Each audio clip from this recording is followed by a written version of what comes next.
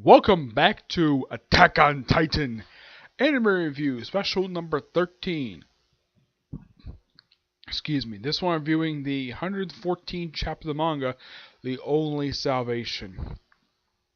This whole chapter, with the exception of the last couple pages, is pretty much Zeke Yeager's backstory. Yep. Taking place roughly about, I'd say about 20 to 30 years before the events of the series. Given how Zeke is, he's probably a man, and this is my personal guess, probably in his late 40s to mid 50s. That is just my personal theory on the matter. We see the town of Marley,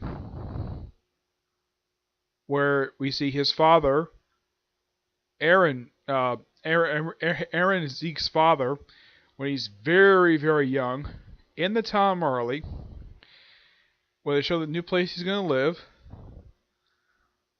And we also see them going to the street, training. Yeah, lots of training this chapter. Plus we have intervals of him and this man named Xavier playing baseball. Well, playing catch with a baseball. Which I'm a little surprised they had this in this series because, well, my guess is the reason why they probably have is because, well, series made in Japan, so why not throw in some baseball? Yeah, not many series I've seen basically where they throw in baseball in there. Yeah, not many of them. Not even Case Close does that. See him studying with his father, training with the military. We finally get a chance to see him and this Mr. Xavier guy playing catch with a baseball. Just so they can, like... And apparently, this Mr. Xavier guy was Zeke's predecessor. Apparently, by the dialogue, it's revealed that this guy here is Zeke's predecessor as the Beast Titan. That's what's kind of implying here. There's a lot of arguing in here. Him being asked why he's training here because he wants to defend his country. More playing catch with Xavier. Him doing more training with guard duty. Him getting arguing with brief argument with his father. Over the fact the world is corrupt. Well, in this world, in this particular universe anyways. Then we see Mr. Xavier again, where he is just talking to him briefly, and then they're just staring at each other. And then, of course, apparently Zeke points to his own parents, and they are arrested. Though Zeke's father escapes. Yeah, so apparently... And then they resume playing catch. They just play catch throughout pretty much the rest of the chapter. And it looks like, though, that apparently that Xavier apparently killed his wife and killed his family with a baseball for some reason. And then we come back to present day. We have Zeke and Levi in the back of this wagon. Of course, Zeke probably still thinking about Xavier. And of course, Zeke still having the spear in his gut from the last chapter. Where apparently he manages to remove the spear and begin his transformation sequence into the Beast Titan. Well, what do I think of this chapter? You have to reading it. This is just an okay chapter.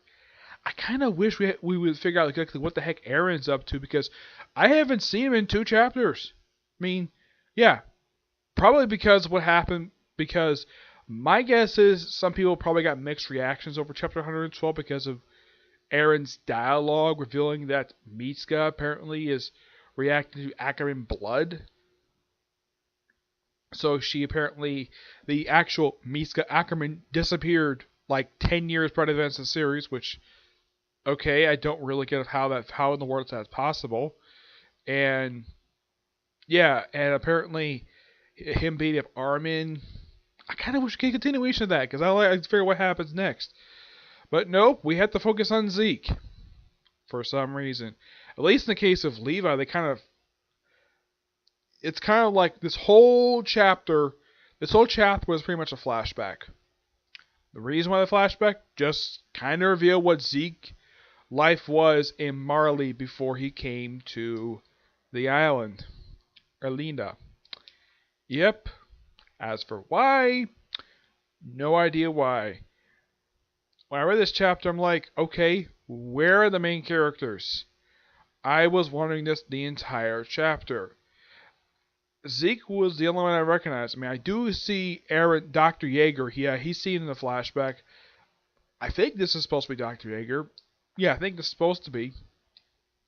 And he's arrested, but eventually does escape the island. Escape the island somehow. Excuse me, yeah. But the chapter does us a good artwork. I believe Skip praise the artist for that. But because this is a tremendous step down, and this is minus me anyways, from the last chapter. Yeah, and of course the whole thing in the ending revealing that apparently that Zeke was saving Levi's men. Despite the fact he turned to frickin' Titans. Yes, he turned all those men to frickin' Titans. I mean, to me, that's not a good reason why he turned them to Titans. He says he was saving them by turning them to monsters and cutting down their own frickin' lifespan down to 13 years. You call that saving their lives? I don't think so, Zeke. I'm going to give this chapter roughly an 8 out of 10. Yeah, I normally give this particular series a little bit higher review, but man, this was a tremendous step back from the awesomeness that was the last chapter. Because Levi does nothing. Yeah, apparently of course the chapter and the cliffhanger, but because it's a monthly series, I have to wait till next month to figure out what happens next. Though this chapter was indeed quite long.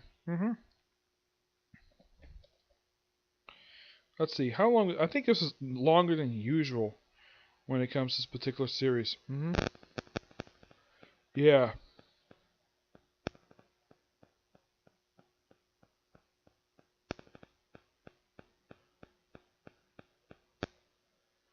This was roughly 45 pages.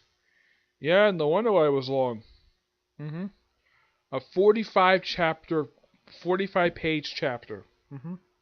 Yeah, not much else to say about this chapter. It's just okay. That's my opinion about it.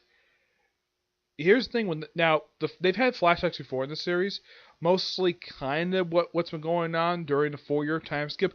Those I find interesting. This flashback I found to be not interesting at all. That's just my opinion when it comes to this particular flashback. I felt bored reading this. I mean, biggest takeaway was what happened in the ending. That's the only thing I found interesting about this whole chapter was the ending. The whole thing with Zeke transforming back into the Beast Titan. Though we do get a chance to figure out exactly who his predecessor was as the Beast Titan, because I assume that he had a predecessor, like someone who he inherited the power from. I mean, that's the only thing I took away from the flashback was that. And the fact that this predecessor was manipulating him the whole time to get over his parents and his mentor being a murderer, murdering his own family. Yeah, I didn't find the predecessor interesting at all because, well, he's a murderer.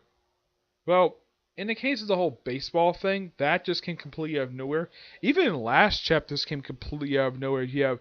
We had this random flashback of him playing baseball with him for some reason. And heck, I should point out that this is the first and probably going to be the only time in this series where you see characters playing an actual sport. Because what do they do most of the time? Well, let's see. They fight titans. They fight other creatures. We do see some politics stuff. We don't see them doing anything else besides doing that. Besides all action stuff. Which I don't mind stuff like this, but man, this was a tremendous step back after the past several chapters. Probably in my honest opinion, probably the weakest chapter of the whole arc, because I did not find this chapter to be interesting at all. But that's just my opinion anyways. I'm sure people probably will love this chapter. Me, I just didn't care for it at all. And that's saying something now I do enjoy reading the Attack on Titan series. I think it's really good. But this is not a good chapter. It's not a terrible chapter. It's just not that good. Okay? So that's it for this particular review. Stay tuned for 2 Comic Corners. Now I was planning to do a review of Case Closed Season 6. But I am going to finish up today, but I won't be the review today because of time wise. So expect to see a review that tomorrow, okay? But to see you next review. Bye.